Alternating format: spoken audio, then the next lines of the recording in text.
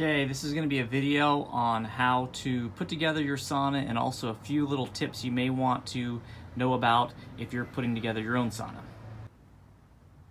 Okay, so you can see that there's obviously the opening zipper here, but this zipper does go all the way around and then back on the back, and it's also down here, if you look down here on the bottom. Okay, so when you get the sauna, it's going to be probably mostly unzipped. You're going to want to make sure that whole thing is unzipped. Okay, if you look inside, you're going to see that there's essentially just a series of metal snap pulls.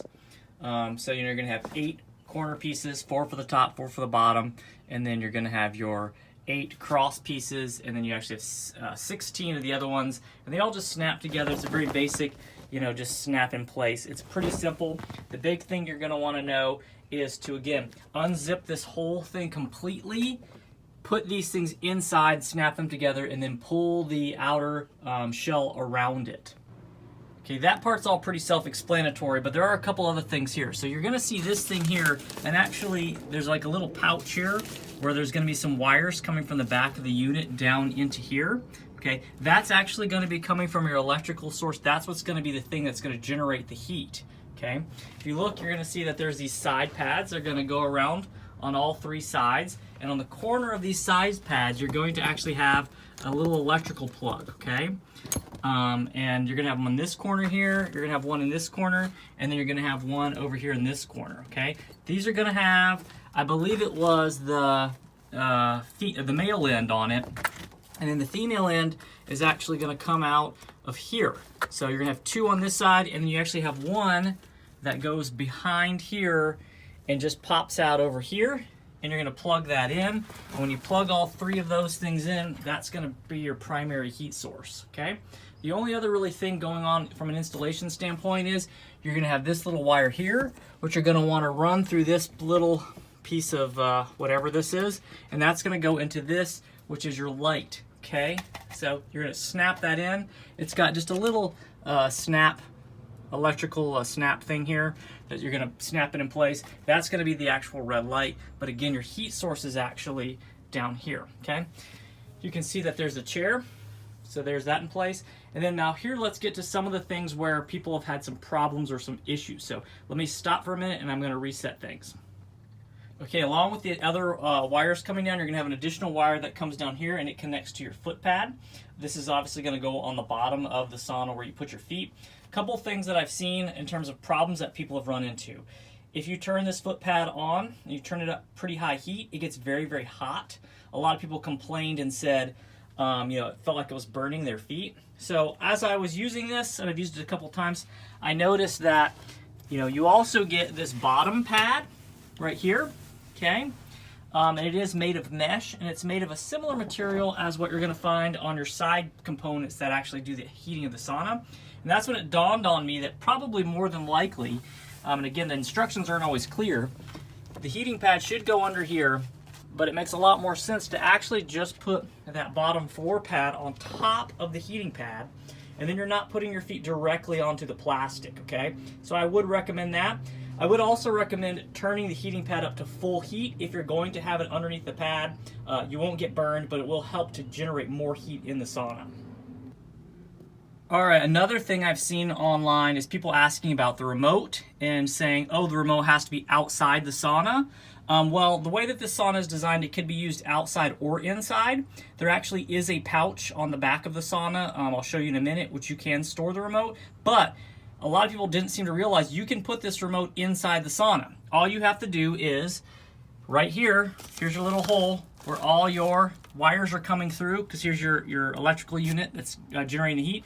All you have to do is push your remote through, and then you've got plenty of cord right here, and you can actually have your remote with you in the sauna, and you can actually, there's another pouch back here where you can put your remote, or you can put a book or something you want to read, and that way you actually have the remote inside with you. Okay, this is the back of the sauna here. You can see this is a flap here. You could use it as a pouch. Here's your electrical unit, and as you can see, here's the wires running from this into the sauna, and then here is where your remote cable can just go right in that hole. It's very simple, and then you have your remote with you. And then, of course, you also have your electrical outlet plug coming over here, and this is just your standard outlet. You can plug that into a normal wall. You're gonna wanna make sure that you unplug it after each use, okay? It's not, this sauna is not designed to be used or plugged in all the time. Okay, the last thing I want to talk about is actually the thermostat and the temperature of this sauna.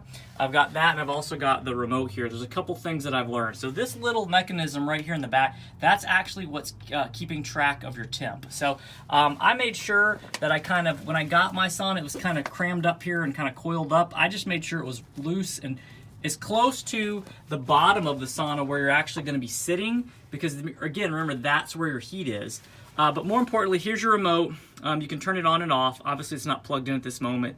You're going to set the heat, set the time. You can set the foot. But here's the important thing you need to know about this remote.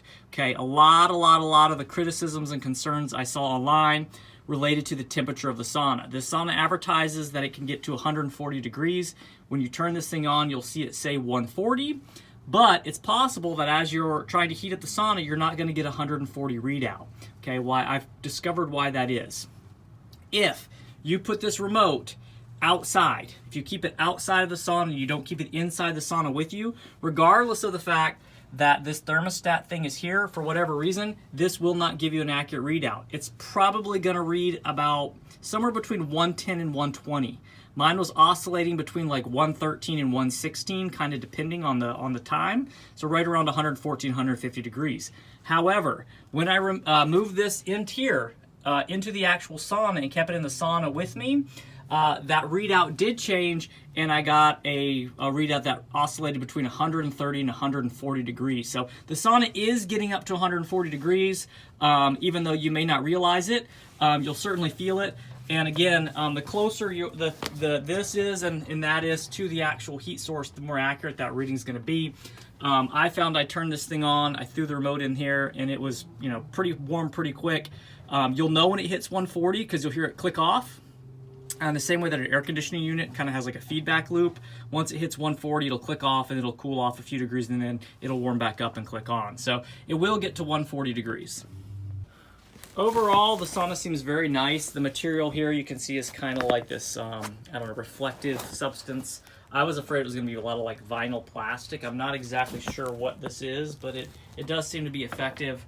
I have not had to actually clean it yet because I've only used it a couple times, so I'm curious on that, how that process goes. I know they give you some tips in the actual hand guide of kind of what to do, but that's basically it. You're going to be sitting kind of down here. It's only big enough for one person, but it's fine for one person. And in that particular area where you're sitting, it will get very warm. You'll work up a good sweat. It will reach 140 degrees. Your remote will notify you of that as long as it's inside, but if it's outside, you won't get an accurate reading. And again, I don't even put my feet directly on the floor mat. I put the pad over top of it, and that keeps my feet plenty warm.